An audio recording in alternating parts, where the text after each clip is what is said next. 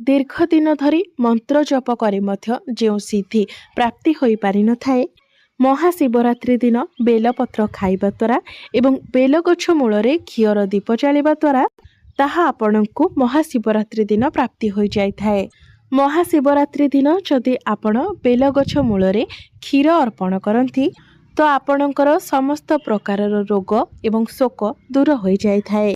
जदि सिंदूर मिश्रित गंगाजल आपण अर्पण करती तो आपणकर दारिद्र्यता दूर हो जाय थाए।